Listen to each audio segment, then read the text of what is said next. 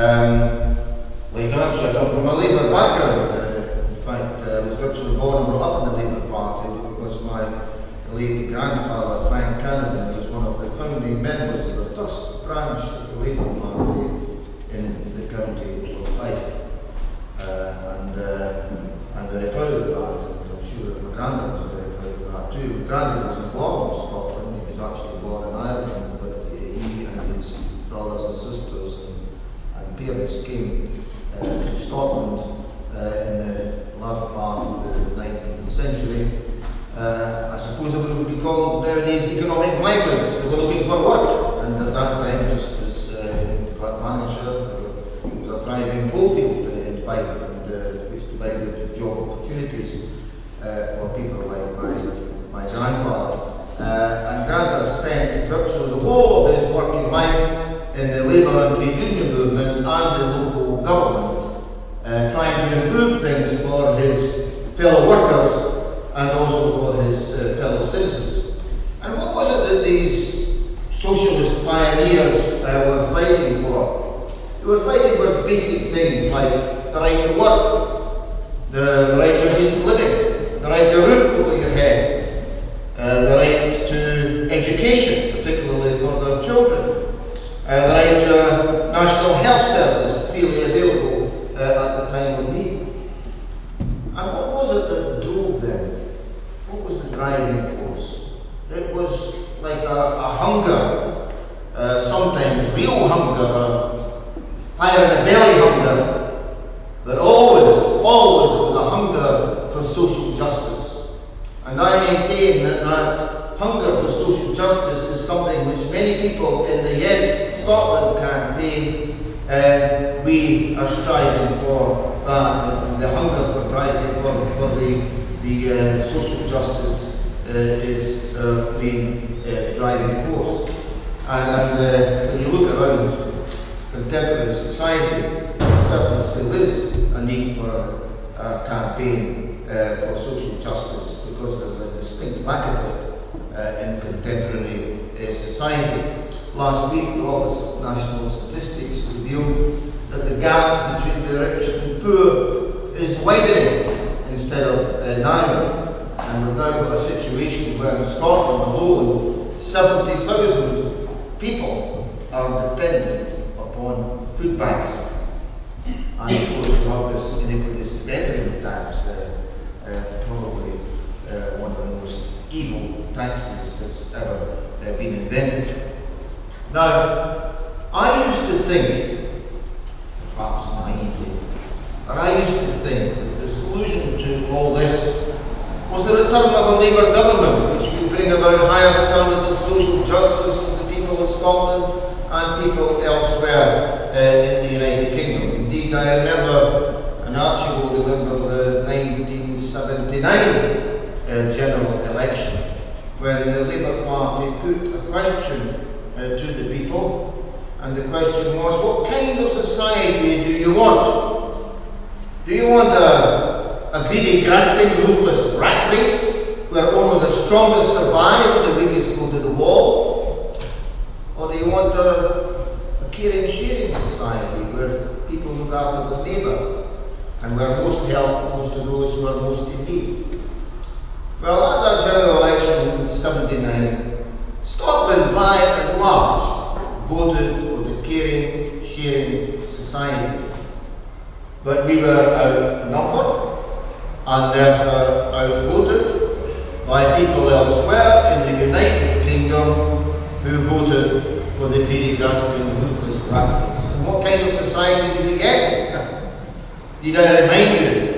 We got a Prime Minister who had a brass neck to come up to Scotland and tell the Kirk, which is meeting just now in General Assembly, she had the brass neck to come up and tell the General Assembly of the Church of Scotland, there is no such thing as society.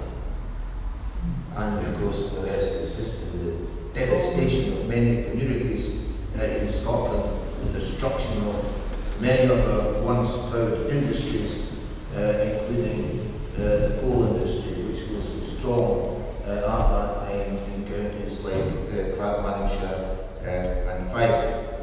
Well, it's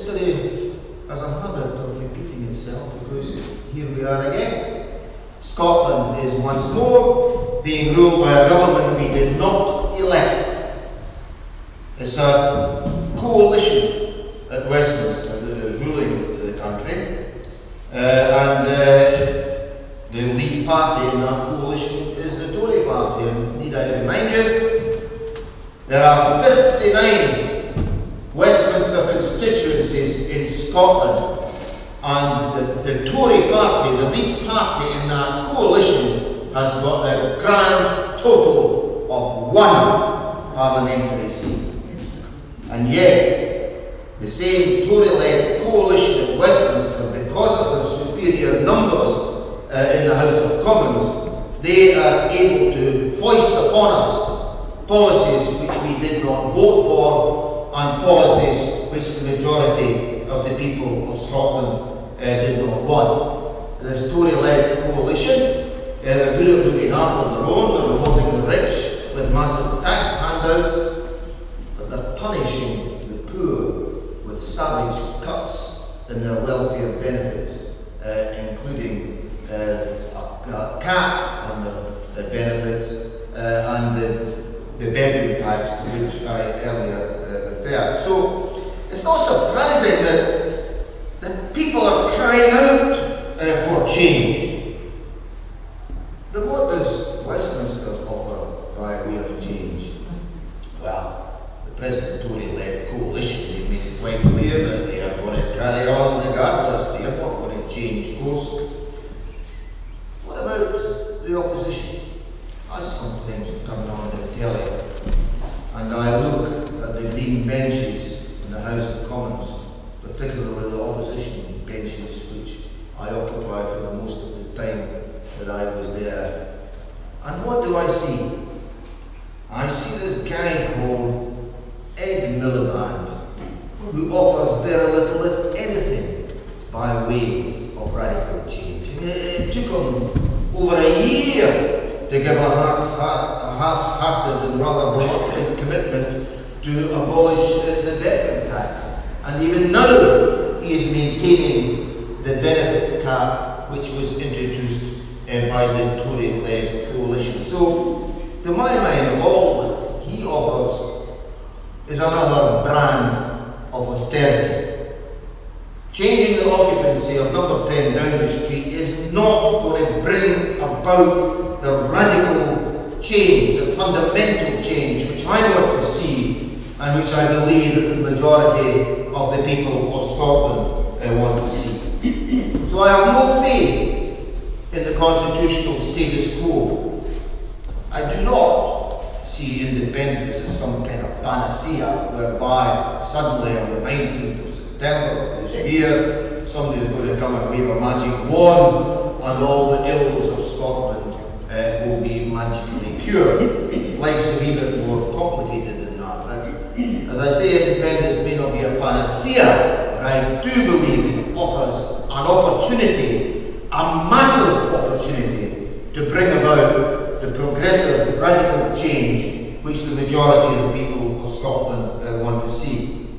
I said earlier that I'm a convert to the cause of independence, and my conversion is not based on any emotional experience, it's based mainly on my parliamentary experience. I spent, some people might say, I misspent 26 years as a member of Parliament at Westminster, a Labour member of Parliament at Westminster, followed by 8 years as an independent member of the Scottish Parliament, and I've been retired now for 7 years, and I haven't just been vegetating. Some of you who are retired like me will probably know that retirement gives you time to think outside the box.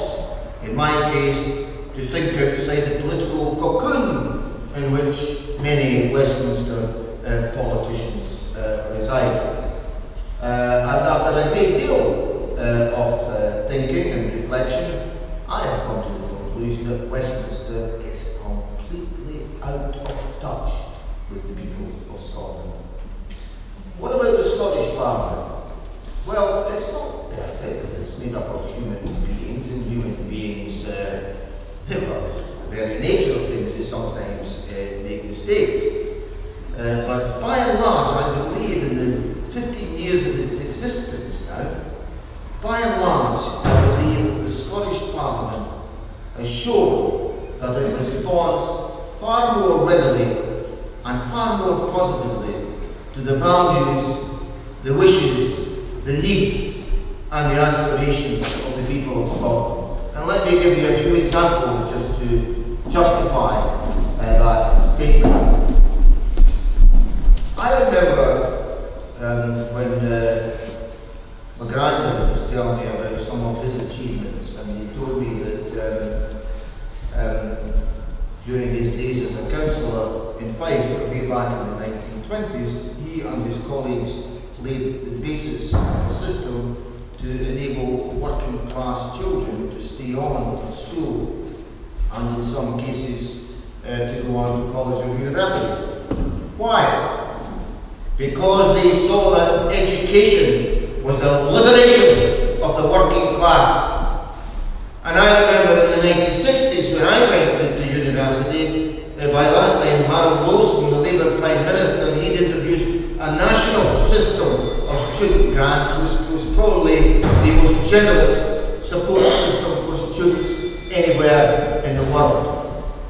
And you know, I perhaps naively thought that this would inevitably continue, particularly under Labour governments. But what happened when Mr. Blair became Prime Minister in 1997? We waited 18 long years. 18 long years of Tory government to throw off the shackles. And what did we get? One of the first bills that was introduced by the Blair government was a bill to abolish student grants, even from students from low-income families, and a double whammy, they also introduced tuition fees. Now these tuition fees are still there, south of the border. If you're a student going on to college or university, and I realise that there might not be many students here in this audience, but some of your sons and daughters and grandsons and granddaughters might be students. And may I remind you that south of the border, a student could be coming out of college or university after a 4-year course with a millstone of debt amounting to £36,000 round their necks. A lot of people think it was Thatcher that introduced tuition fees. There was nothing of the sort. It was the Blair government that introduced tuition fees. And I spoke against it, and I voted against it. And of course they took revenge by stopping me from being a Labour candidate for the Scottish Parliament. Well, I was very proud to be elected to the Scottish Parliament, and one of the first things the Scottish Parliament did was to abolish the upfront payment of tuition fees, and the present Scottish Government has abolished tuition fees completely. And I think that in itself is a great improvement for education. Compared with what students and indeed working class mums and dads have to suffer all the skimping and saving and sacrifices that we've got to make in the case of students south of the border. I can also think of my own peer group, senior citizens. They get a fairer deal in Scotland because it was the Scottish Parliament that introduced free personal care and free nursing care for people who need that standard of care in the community. That has never been introduced south of the border, and as a result, our senior citizens in Scotland get a fairer deal. I can think of other examples as well. I can think of our National Health Service. At one time it was described as the jewel in the crown of the welfare state. A National Health Service, freely available to all at the time of need. Well, you know something, Nye Bevan founded that National Health Service in 1948, and I doubt if you would recognise what's left of the National Health Service south of the border, because it's becoming more and more privatised, more and more dictated by market forces, and of course they've abolished the free prescriptions, and as a result, sick people in England are having to pay prescription fees of over £8 now per item. Well, thanks to the Scottish Parliament, we still have a national health service which is publicly owned, the property of the people, and it is freely available at the time of need due to the fact that the Scottish Parliament abolished prescription charges. And you know, I feel disgusted sometimes when I hear the language from some of our contemporary Labour politicians who go bleating on about something for nothing, something for nothing. That's all it is. These people wanting something for nothing. And they even describe it, some of these so-called Labour politicians who start criticising Salmon for allegedly giving out sweeties to the people of Scotland in order to bribe them to vote yes in the referendum. Well, I ask you, is free education just a sweetie? Is a free national health service just a sweetie? Good heavens, people like Keir Hardie and I Bevan must be burning in their graves when they hear so-called Labour politicians using that language.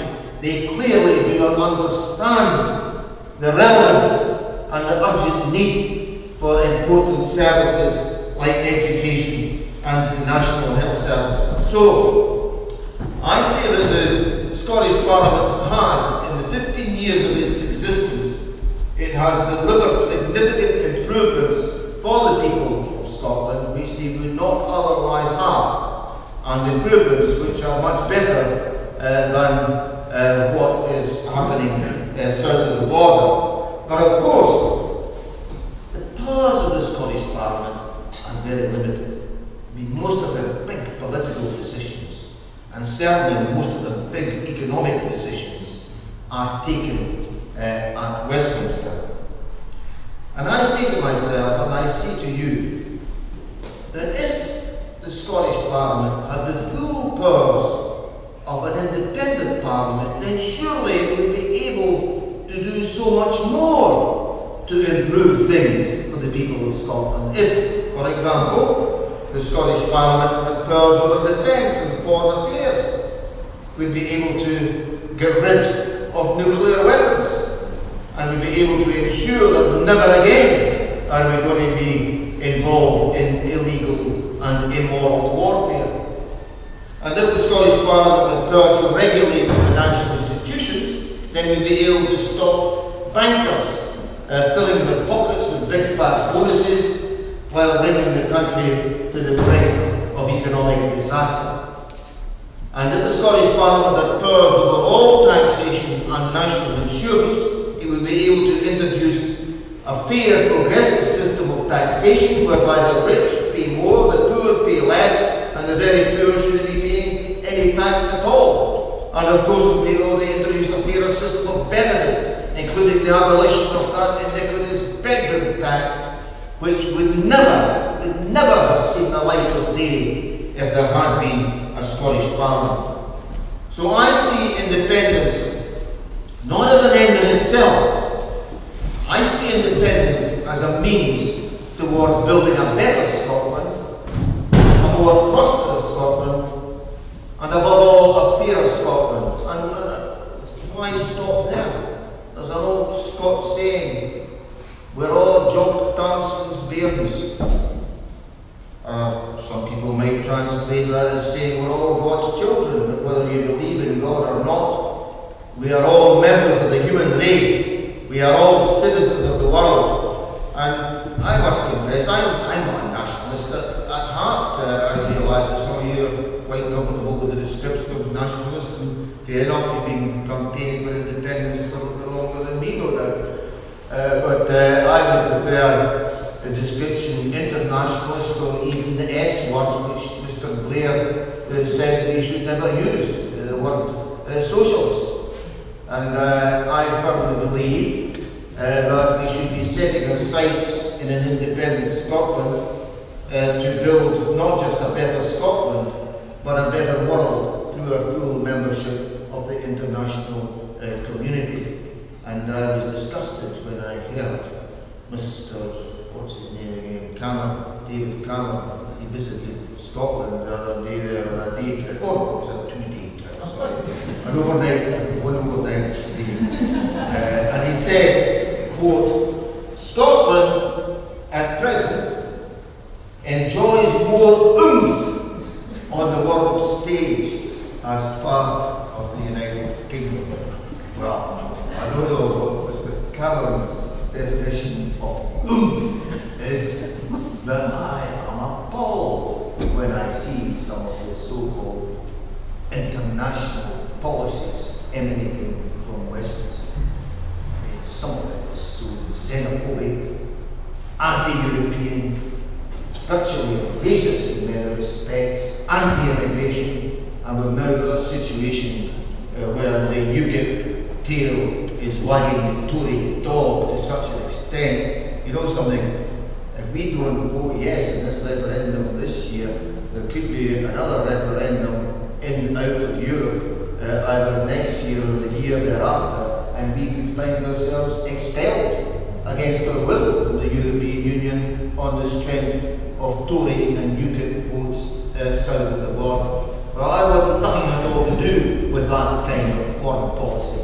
I want an ethical foreign policy, and I want to see an immigration policy which is based on the equality of human beings, irrespective of the colour of their skin, irrespective of their nationality, irrespective of their faith, and irrespective of their country of origin. That is my definition of Jock Tamson's Bairns, and that is the vision of Scotland that I want to see. And I think that that is in conflict with the foreign policy which is emanating from Westminster at this particular time. Before I finish, I would just like to say a wee word about Yes Scotland, because I chair the advisory board of the Yes Scotland campaign. We are a broad, inclusive campaign. We are not simply a front for the SNP, as some people allege, and it is difficult sometimes getting people to understand this vote in the referendum is not a party thing. There still is an element of tribalism in people's voting patterns in Scotland. You know, people who just say, well, my mum and dad voted this way, and so did my grandparents, so that's the way I'll vote. It's handed down almost like some faith or tablets of store or whatever. And you know, they question things as much as what they should. I came across a woman recently, very good supporter of mine. She supported me and voted for me through thick and thin, even when the Labour Party expelled me and I stood as an independent. She switched the vote to vote for me. And when I approached her recently about the referendum, she was very doubtful about it all. She still needs a bit of persuasion, but I'm working on it. She said initially, oh look, this is a step too far.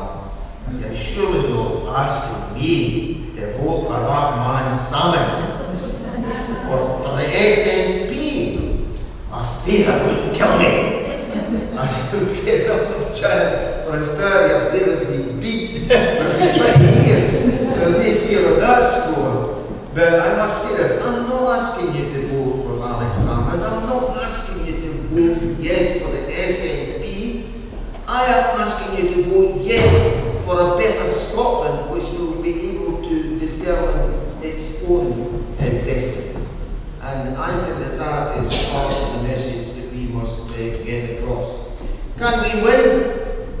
Well, this time last year, I can remember all the pundits and posters and a lot of the unionists were saying, oh, they've got no chance, these people, you know. There was a touch of arrogance and complacency about them, you know. Well, they're not so sure of themselves now. I think that the gap is beginning to narrow. The momentum is on our side. We still have got a huge amount of work to do to win a yes vote, but we're up for it. I always said that the campaign wasn't going to be a short-term sprint. It was going to be more like a marathon. And having run more than a few marathons in my time, I know that the guy that's in front of you at the halfway stage isn't necessarily going to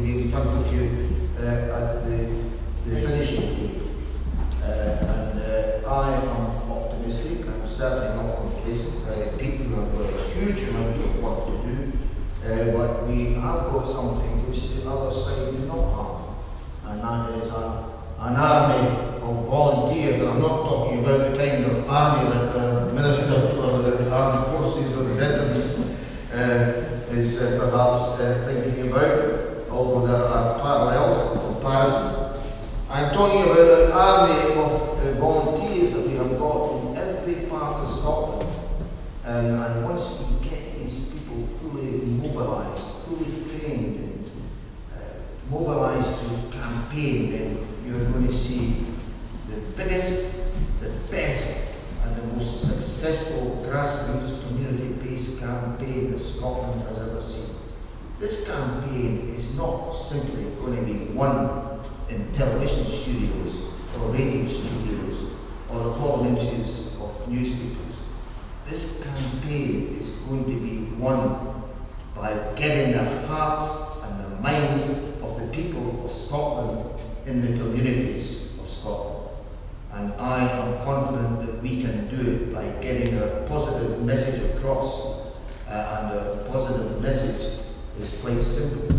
We're going to take that message out to every village, every town, every city, every shopping centre, every college, every university, every workplace, every home in Scotland. And our message is this, that it is only by voting yes in this referendum that the people of Scotland are going to be empowered to choose their own government. The people of Scotland are going to be empowered to build a new Scotland, a better Scotland, a more prosperous Scotland, and a Scotland that will play its full part in the international community and help to build a better world. And when we get that message across, we shall win a famous and historic victory.